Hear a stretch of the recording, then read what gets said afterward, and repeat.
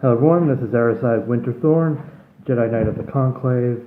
You also know me as Everett Ratcliffe about the various Jedi communities. Today I am reading part 2 for a little mini-series that I'm doing for the Jedi Conclave. If you haven't seen the last one, just go navigate to the Jedi Conclave Facebook or YouTube page, and you should be able to find it there. It was called Into the Cave. This one I'm calling Uniqueness in the Path, because this one goes into how each Jedi expresses themselves.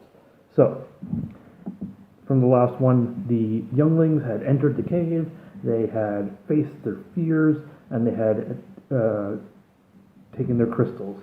They finally harvested their crystals, and now they are on a spaceship back to Coruscant to go forward with their training. While they're on the ship, they are expected to make their lightsabers. So in this episode, the younglings build their lightsabers, but fittingly, it doesn't start with that. It doesn't start with them building their lightsabers. Instead, it cuts to Petro, and he is using a lightsaber boken, so a wooden lightsaber training replica, to show off some moves. Fun fact about this particular move, called the Whirlwind of Destiny. It was made by a fan of the show who was quite ill as a young child, from what I understand, who was quite ill, and they put that in there sort of like as a homage to this fan, which I think is beautiful. So he shows off this move. It's a pretty simple move, but this is me we're talking about. I look at it and I can pull that off perfectly. So, tangent aside, they don't start with them making the lightsabers. They start with him using a wooden lightsaber to train.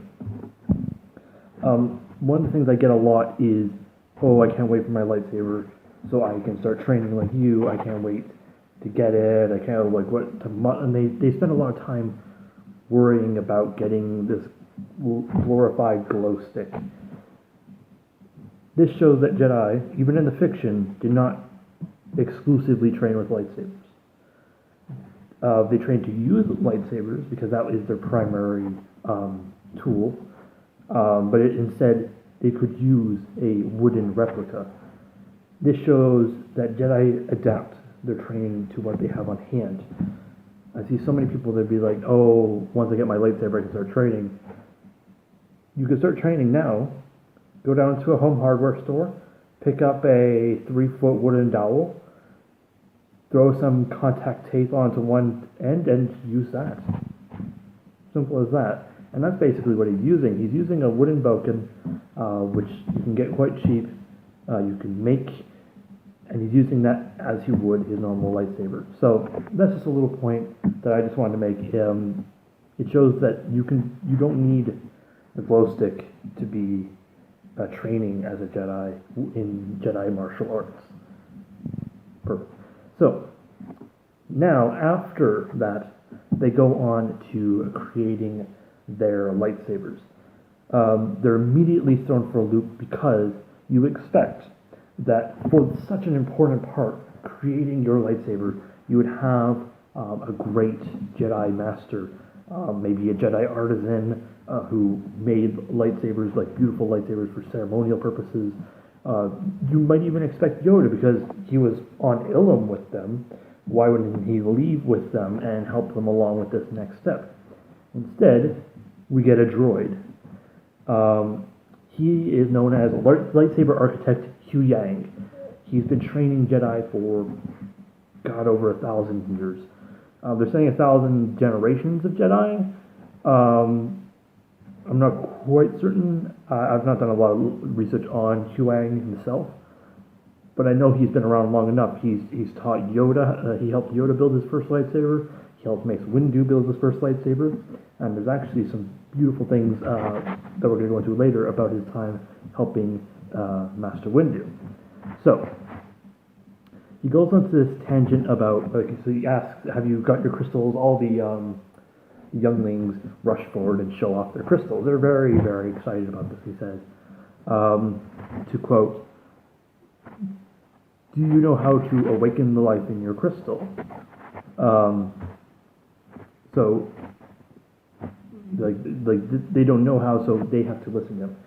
This is paying off to something. There is a lot of cool little lessons for this. And he immediately singles out Gungi. Now, Gungi is a Wookiee. He's very, very rare as a Jedi. In the old canon, we only saw a handful. I believe Plo Koon's master was a Wookiee. Chewbacca's son in the old canon, Lobaka, also became a Jedi. So there's really not that many. They're very, very rare. So he singles out Gungi, and I think this is a very beautiful moment where he says, a Wookiee, rare you are to your people, proud they must be, unique, just as your lightsaber will be. Hold out your hand, Wookiee. Describe what you see your saber to be. Now, Gungi, he starts, we don't obviously understand the Wookiee language, the Kashyyyk, growling, but his body language, of course, shows that he's sort of sheepish, but he's sort of being a little bit cocky, where he's like, oh, I don't know, something cool, maybe, about, and he says, and Huang says, no, not what you imagine, but what you feel in your hand. Concentrate. What will make you strong in battle and humble in retreat? What connects to your force? Now that, I think, is the crux of this episode. This is a beautiful moment, because then Gungi, he closes his eyes, he concentrates, just as he's been training to do for so long.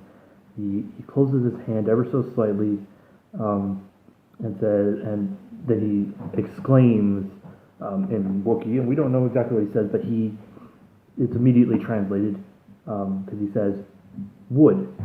Not a usual choice, but that's just it. Of course, a Wookiee would choose wood. It's natural. Their hands are designed to deal with wood. Why not, right? It would probably also remind him of home and why he needs to be an excellent Jedi, because there's not exactly a lot of Wookiee Jedi out there. So he almost has more pressure to be excellent. So it is after this that Gungi describes feeling wood for his lightsaber. This makes sense considering his heritage, but also shows he's backpedaled from what he had assumedly said in his ego. Jedi, early on in their training, and we see this all the time, they come in, admittedly, a lot of people come in and they know that they are here to learn. But some come in and they think they know exactly the type of Jedi that they are, the type of Jedi that they are going to be, the type of Jedi that they want to be. And they don't create a lot of flexibility for this. And that type of thinking is egocentric, very egotistical, because it's not grounded in reality. It's set in a future that does not yet exist. Things happen. God knows I know. I expected to be a knight in the Tocho and help fix the Tocho, and then look what happened. Everything hit the fan, and now I'm here, and I'm better for it. I didn't expect it. I never expected to be where I am now, but I wouldn't change anything about it. So this moment where he seems to think that he knows what he wants, but then when he actually concentrates and allows the Force to speak through him properly, that he understands what exactly he is. And it's a very, later on, if you actually go watch this episode, and the episode afterwards, because that's when he actually makes it, it's a very simple, beautiful lightsaber. I personally wouldn't use it. I just think it looks a little bulky, but it is a stunning saber. Wood is very much not a usual material. I had wood for one of my lightsabers. I recently stripped it off to replace with this beautiful leather, but it does give this beautiful ancient look to it. I just can't explain it. So now, what can we learn from the interaction of him saying, what do you see? Gungi being a little bit sheepish / egotistical, and then being corrected by Huang, and then actually seeing the lightsaber that he is meant to build. Finding the parts for your lightsaber is as important as finding the crystal itself. If it doesn't fit you, it won't feel right. If it emboldens you too much, you may not retreat from battle, and if it makes you too humble, you may never take it off your belt, even when it's needed. It is very important to strike that balance. My saber, the one that I've had for years, and I've modified throughout the years, it is perfectly designed for me to be very capable with it. I've measured, like, I've weighted it out perfectly. I've made sure the blade is just the right length to get the weight, the balance point exactly where I want it. The length is proper. The pommel has a lot of weight in it that helps balance everything out in a different way. It is my saber. But when I first got mine, I had chosen a very base model, and it was just not mine. And I knew, like, I was very excited to have it. But I remember the first time I held it, I was very excited. I was very like, wow, I'm actually holding this. But I very quickly felt that it wasn't mine, because it is modeled after the Ram Koda saber, which means it's not mine, it's Ram Koda's. So eventually I did modify it, and now I have one that, like, I hold it in my hand, and sometimes I'm like, I forget that I'm holding it because it's just so natural to hold. But yeah, again, tangent. I love tangents. It's basically my middle name. So then Huang goes on to demonstrate why we all need masters. So he goes back into his shop. He has, like, all these drawers, and he's, like, going through them all to find parts for the younglings for the lightsabers. Because he's also trying to find wood for Gungi, because wood in the middle of space, where is he going to find that? Thankfully, he has the parts necessary. Pulls them out, puts them on the front of them. The younglings are all wowed, and he reaches in, grabs a whole bunch of parts, and just assembles, before their eyes, a lightsaber in seconds. He cannot use the Force. And Jedi use the Force to build their lightsabers. He can't use the Force, he's a droid. But yet, he's able to construct one in seconds, and he shows the younglings that he has a memory of every single lightsaber ever made, which is crazy. That's thousands, like millions and millions, because Jedi don't go through just one saber. Obi-Wan had 3-4 different sabers over the course of his life. Like, just imagine about 3 per Jedi, depending. Like, he has an insane memory, and he's able to construct one in front of them. So this actually teaches us something. Never assume somebody's abilities, especially when they've been presented as a teacher. When Huang comes out, Ahsoka introduces him as lightsaber architect Huang. And then he comes out and he's immediately said, "Oh, are we supposed to learn from a droid?" And it's like, yes, this is lightsaber architect Huang. Of course you're going to learn from a droid who has better knowledge than any sentient species could, because he lives longer than many sentient species. And he has it programmed into his memory banks. He can't forget how to do any of these things, and he can help you create anything. So of course you're going to learn from this teacher. So yeah, questioning a teacher who's been presented as a teacher by somebody you trust, somebody in the community that you trust, this will only make you look foolish in the long run. It's best to humble yourself to a teacher.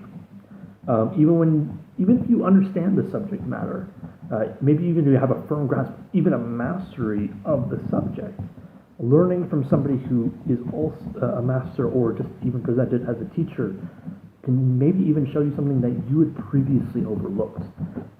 Example, I'm well known for my lightsaber abilities. I'm not ashamed of that. This is something I enjoy thoroughly. And I'm pretty dang good at it.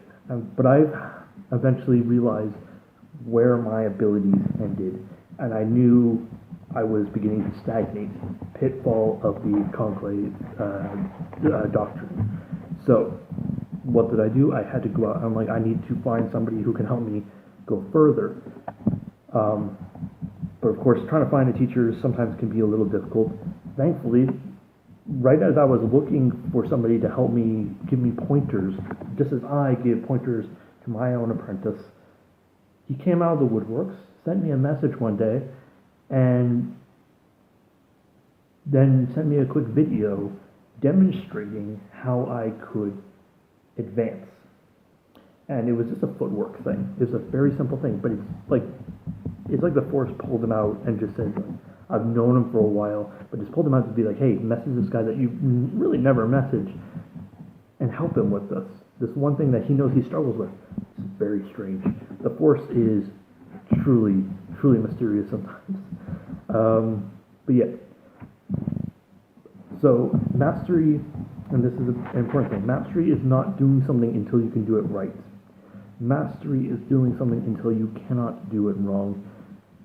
The reason why Huang is the master and teaching this how to make lightsabers is he can't do it wrong because he has 1,000-something generations of training on how to do this.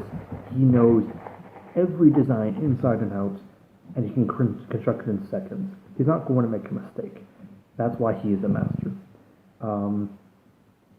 Now, in the Jedi community, is there such thing as a real master? Because people are saying it takes 10,000 hours of training, 10,000 repetitions. These are really arbitrary numbers because if you do 10,000 hours of training, but they're really terrible hours of training and not effective hours of training, it won't sink in.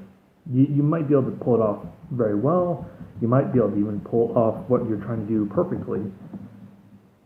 But are you really a master if you really had no passion for it? Passion, I think, like as much as we say passion, yet peace, there is no passion, there is peace. A Jedi without passion will just sit and meditate all day because what's the point? What's the point in going out? What's the point in training? I have passion in helping people, so I go out and I'll iron my clothes. This is what I look all professional when I'm at work. I work out because I am passionate about my lightsaber training, and I learned eventually that I need to become more fit, my cardiovascular health and muscular health, in order to do more powerful strikes and do videos for longer. You look back at my first video; it was like 40 seconds, not even fully 40 seconds, because I didn't know how to even trim videos back then. And I approached the camera, and you could hear me wheezing because I was so out of shape and fat and not trained at all. Wasn't using proper breathing techniques.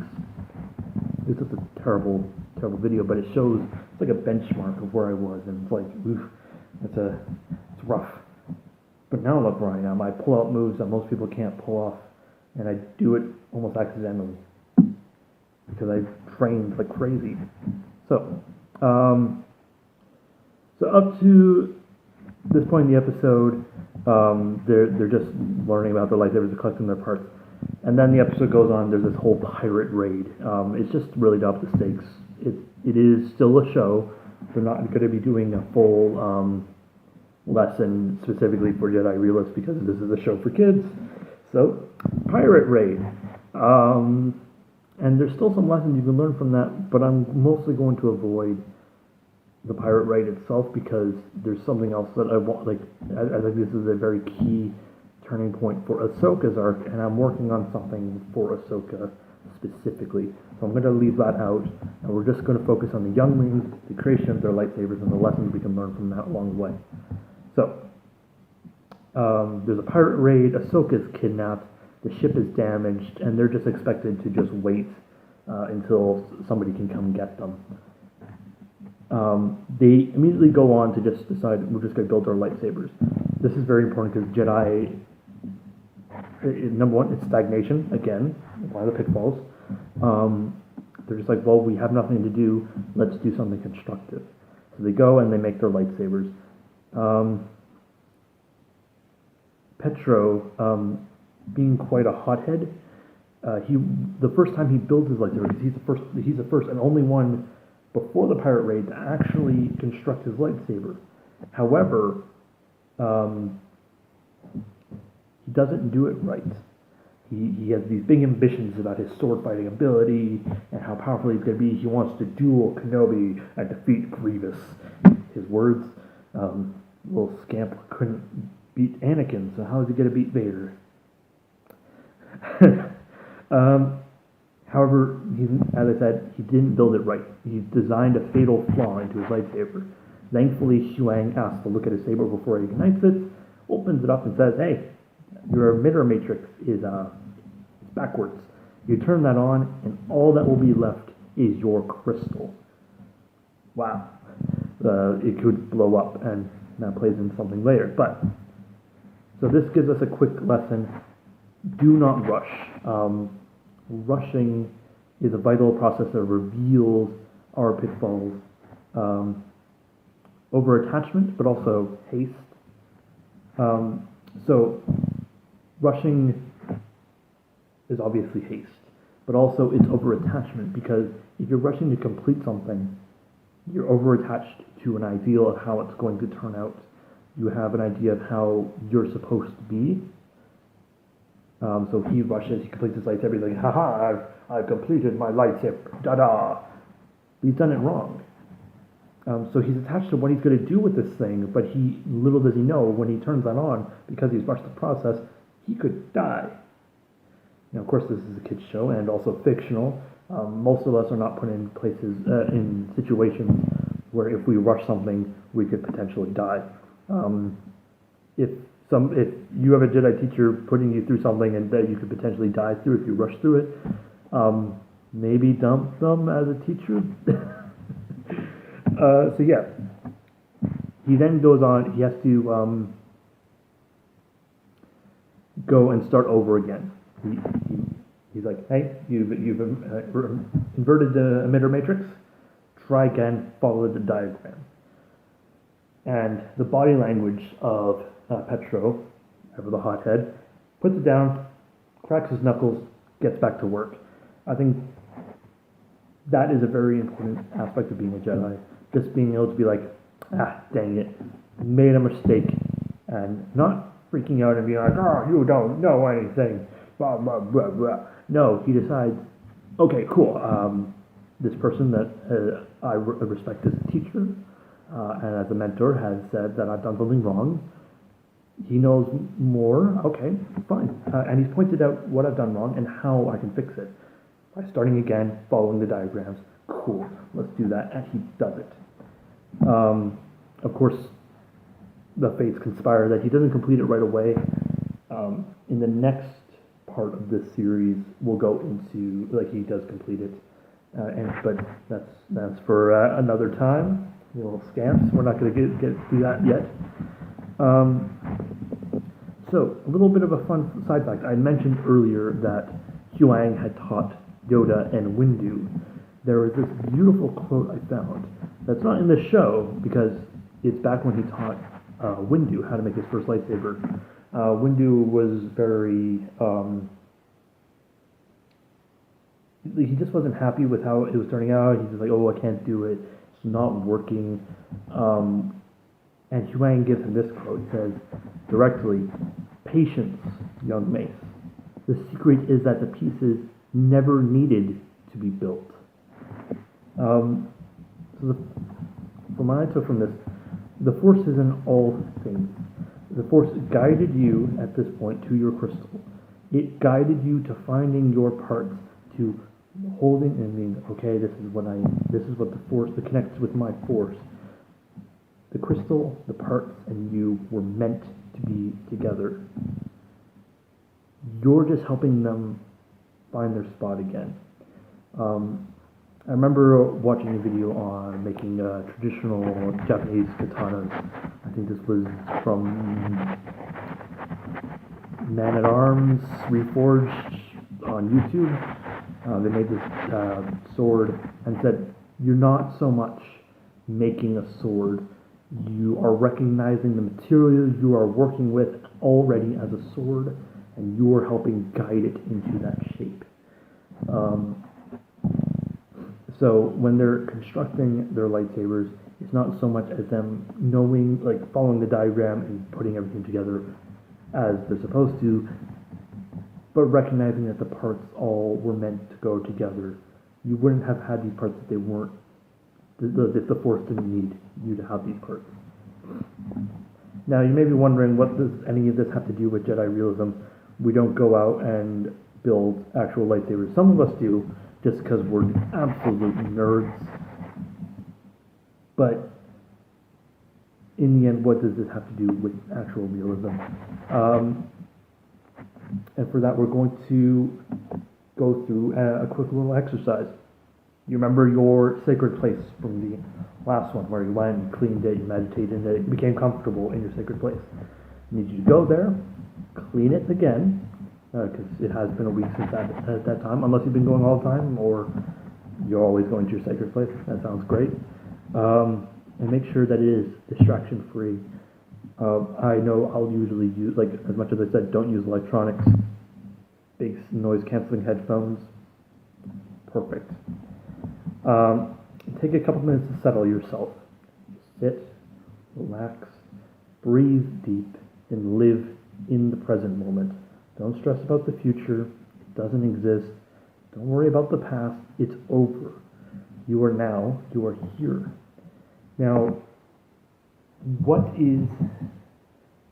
it's really this, you do not need to ever write this down. This is for you to contemplate for yourself. What connects with your Force?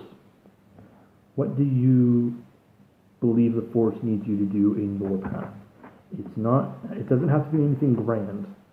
For example, when I did this ages ago, I realized that I wanted to teach. I wanted to help people as I had been helped, and I wanted to work through that process of having an apprentice, getting them to their goals, their physical goals, their mental health goals, their spiritual goals, and become a knight.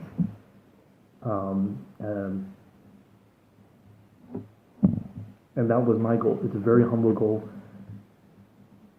but it's expanded, of course. I ended up finding myself go through a series of things where I lost the ability to teach for a bit, or at least the right to, but then was given it right back. It was like the Force knew, it was like, hey, no, like, people change things, people change how things are, but you are meant to teach, and here's your right to teach, and I'm very thankful for that. And now I have an apprentice. I'm learning from him as much as he's learned from me, and we're going to keep expanding, and it's going to be fantastic. But in the process of taking on an apprentice, I changed fundamentally, because now that I am teaching somebody, what's now my goal? My goal is to lead. I like helping one person is great. Helping one person very personally and in depth is great. But I want to help more people. It's never enough for a Jedi to just do the minimum. Jedi just always are looking for the next thing. In that, we're sort of like the Sith, where they have great ambition. Ambition for a Jedi is selfless, whereas ambition for a Sith is selfish, where they'll want to get ripped for the sake of having an awesome bod and being able to, like, be powerful even in their presence. A Jedi would get ripped because they want to be able to help people, maybe go build houses somewhere. I don't know. Like, I'm filming this video not because it helps me. Like, I'm giving my time away. It's been about a half hour now. I get nothing out of this. I don't get paid for this. This is because I want to help other people. And I found this helps me. So, meditate, think on what your goals, or like what not your goals are, but what you feel the Force to be your calling. What connects to your Force? Not what you think it to be, but what you feel it to be. Akin to when he's trying to hold his lightsaber, feel what it is in his hand. It's not so much what you want it to be, and often it's surprising. Sometimes it's very different from what you could have expected. It is unique. It is unique like you are, and that is why lightsabers are unique, why you are unique, and why every single Jedi is inherently unique in their own path. Nobody is less than, nobody is greater than. We are all just going along. So, that's just the exercise that you can work on. You don't have to work on it now. You can work on it tomorrow. You can work on it the day after that. You can work on it every day for the next month. Or you can work on it once a year, or never. That's up to you. But if you do work on it, I do recommend coming back to it. Working over the fundamentals, the most basic things, is key to decreasing stagnation and ensuring that you are as best as you can be. As in the last one, the last episode installment of this little mini-series, we're going to go over the pitfalls of the path in accordance with the Jedi Conclave doctrine. If you're not completely familiar with the doctrine, you can find it over on our Facebook page, Jedi Conclave. Just put it up in the search bar and you'll find it there. It's in the notes. And once our website is being worked on right now, of course, we'll be up there as well, depending on when you're watching this in the future. So first, over-attachment. It can be easy to discount the teachings of someone you do not know, but when presented with their knowledge, rejecting it is an over-attachment to an assumption one made in their own ego. So in turn, it is attachment to the ego, and it can hurt you. The teacher may refuse to teach you since you do not want to learn. You may go about things in your own way.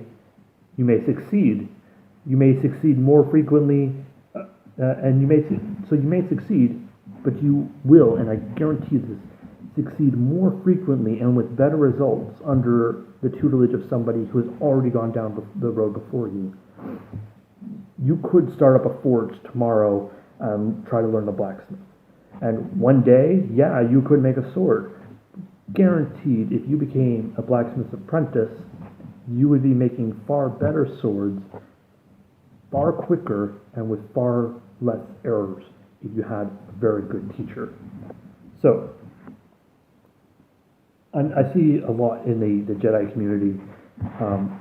If somebody gives out a lesson, sometimes people will be like, "Oh, but who are you? Oh, young Jedi." I get that a lot. I'm not a very old Jedi. I'm young. I started this like when I was 22, 21. God, if I know, I don't keep. What is time? But in the end, people will discount the teacher even if they presented as a teacher. It can harm you. Now, yes, sometimes people that are presented as a teacher may not be ready yet. Sometimes it's trial and error. Sometimes it's just a matter of ignoring the mistakes they make while teaching. Like you're watching this video right now. Am I a great teacher? No, I keep going. Like all that. I'm not exactly the most confident person in the world, but I'm putting out what I've found. I've done research, and I'm presenting it with exercises, meditations, calls from the doctrine, stuff like that. So I'm not a great teacher, and I wouldn't expect anyone to call me such, but I'm trying, and that's really like do or do not. There is no try. I am doing rather than do not. So, if you are presented with somebody that you don't believe to be a teacher, but then they prove themselves to be one, continuing to reject them as a teacher is really an over-attachment to an egotistical assumption that you made before. It's attachment to a history. It's already happened. You've been proven wrong. Move forward in that knowledge. That's a thought. So, denial. When mistakes are pointed out to you in the creation of your lightsaber, or really in anything, one can reject the advice that is given and continue. Nobody is for if I'm teaching my apprentice and he says, and I'm helping something and he says, no, nothing. I can't force him to change his ways. I'm not going to go out to him and put a gun to his head and be like, you're going to do it this way. I can't. Number one, it's just financially irresponsible of me, and two, it's illegal, apparently. So yeah, nobody can force you, but a well-versed master knows what he is talking about. He wouldn't be spouting off something for no reason unless he's fallen and is just being led by his own ego and trying to glide on his former reputation. He can see the flaw in your design and can see how and when it will fail you. Pulls apart, the emitter matrix is inverted. You gotta fix that, or else this will blow up in your face. So denying the lesson, which is freely given, I really don't know of any Jedi that are actively charging for their services, unless like you're buying a book off them. But that's really like if they've written a book, that's for them. But I don't really see any Jedi that are actively charging for you to be their apprentice or whatever. So denying a lesson that is freely given can prove disastrous, and all for the simple option that you would rather be in denial. Denial can be dangerous. So if somebody says something to you freely, you have to at least take into consideration. Even if you choose to ignore it later, the person who is a teacher, he's given them his knowledge freely. If you decide to deny it, that's on you. But you have to at least consider it. Haste. In one's own haste, they may not construct their lightsaber or go through their training properly. They may rush ahead of the teacher in their eagerness, and in turn, they pose a far greater danger to themselves than they do the darkness. Rushing through your training, like in this episode, they're just going through creating their lightsaber, but it's very metaphorical to just your general training. Rushing fixes nothing. You can throw duct tape on a broken engine and that'll fix it, yeah. But the duct tape will melt and the whole engine will fall apart again. And then what happens? You got melted duct tape on a broken engine and now it's even harder to fix. It's best to slow down and you can see the path ahead of you more clearly. You're able to go through it and you're able to see what you're supposed to do properly, and you are, as a result, you are able to better combat the problems that you will come across later in life. So, and then finally, no, not finally, I'm getting ahead of myself. Clouded mind. The little exchange that I said before between Huang and Windu hinted at a clouded mind. So, just to go through it again. Patience, young Mace. The secret is that the pieces never needed to be built. You're not putting the parts together. You're recognizing its true form. So you must clear your mind and recognize that fact. Your training won't make... a lot of training, Jedi training, might not make sense in the immediate moment. I know a lot of my training as an apprentice, the initiate stuff, whatever. The apprentice stuff, sometimes I was like, I don't know. Like, is this useful or is it just something that he wants me to learn because he wants me to learn it? And we'll go into that in the next part, so make sure to subscribe to the Jedi Conclave YouTube so you get notified when the next part of this series comes out, because the next part actually goes into this in depth. You may not understand how the parts all go together, how your training fits the overall goal of you becoming a Jedi. Clear your mind. And this is not a thought-stopping technique. This is just you being able to stop and be like, okay, I trust that this is going to work. I trust my teacher. My teacher trusts me. In the end, the pieces should all fit. And I just have to recognize that the pieces, though I do not understand it quite yet, all belong together, and they always did. The Force guided you to the community. And if you are being trained by somebody actively, the Force guided you together. I never expected to get trained as an apprentice. I just really wanted to fix a few problems that I was going through in my own life. And I found this amazing teacher, and he taught me all these great things, and I'm in a far better place than I ever would have imagined. But it involved a lot of trust, and sometimes I didn't trust him. And it only hurt me. It slowed down the entire process, shut down the assembly line, essentially, and I just had to wait until I could fix what I had done in my haste, in my haste and my denial, and my clouded mind, and my over-attachment to an ideal, and then as a result caused me to stagnate. Bam! All 5 of the pitfalls, all because I couldn't trust my teacher long enough. Once that trust was restored, everything continued, and everything went on exactly as he had promised. Finally, and this time I got it right, finally, none of the parts in this episode I could find any stagnation. Now, one could argue, because if you watch the episode before watching this, there's a pirate raid, and they're like, "Ooh, what was that?" And they drop all their lightsaber parts, and they go off to try to figure out what's going on. One could argue that that's stagnation, because they've just sort of stopped training for a bit, but that I really wouldn't call that stagnation. Something more important has come up. I don't know when you're watching this, if it's the far future, but right now, the world is going through this crazy pandemic. Hundreds of thousands of people have died.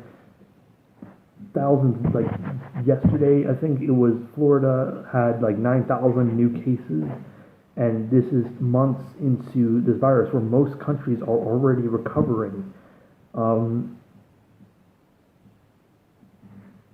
It's crazy out there, and I know, and I don't want to give any personal details about this person's story, but we had a student who was going through something, and we had to alter how his training was going forward because just how much stuff is happening, how people who previously were just considered unskilled laborers, so we don't need to pay them that much, are suddenly essential, and if they don't work, all of society crumbles. What? So as a result, we had to change things. Now, you could say, oh, well, he's stagnated on his journey, but it's like, no, there's bigger fish to fry, and his training is not as important as real life, and the training that you go through just in real life, day-to-day interactions with people. So this small beans, his training to the side, it can be completed later. If you have this time, go for your training. And we see, like, after this whole pirate raid and all that, they go immediately back to their training. But when it's actively going on, when there's literal pirates storming their door and want to kill them, they're not being like, I'm not done my training yet, wait, ooh, I gotta make my lightsaber, just wait, I'll get you. No, they stop, and they're like, what was that? We need to solve this problem right here, right now. And they do. So it's not stagnation as so much as knowing what you have to be doing, and knowing and remembering to go back to what you were doing. Because if you just don't go back to it, number one, was it really training? Or two, have you just given up on your training? I know I've given up on lessons. I was going through Freedom from the Known, and that book is just, I ended up taking a break from it after a couple chapters, and then I just realized I just couldn't go back to it. It was just really awful, and I just don't see how it's helping with my training. So was that stagnation? For a little bit, maybe. Me just not wanting to go back to it because it just was, it's not like I had bigger fish to fry, but I just could not be bothered to go back to it. Now that I think about it, I do think I had bigger fish to fry at that time, but that's not important to this video. So, those are the pitfalls that we can find in this particular episode. Again, we are like 45 minutes. Poof! Jesus. These videos, I love filming them, but I am ranty. So, I still have pages left of this. part 3 should be out again next week, or it's already out if you're viewing this from the distant future. Subscribe, like, comment, get in some discussion. I'll be following around on the various pages that this gets posted to try to keep up with the conversation and answer questions. Really, I just want to see more discussion around these videos.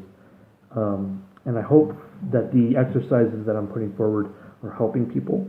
They're not designed to be super complex. They're rather basic. They're just designed to help you understand yourself better as a Jedi. To understand your fears and things that could hold you back. Understand the things that you think may be pulling you forward in your path, but may actually not be because you're being pulled in the wrong direction. The next part of this, I think, is a fascinating little episode. It's a topic that I've been wanting to talk about for a while, properly, outside of like just text, a proper sit down, talk to you thing. So, that has been part 2. I hope you enjoyed it. Again, I am Arisaig Winterthorn, Knight of the Jedi Conclave, and may the Force be with you.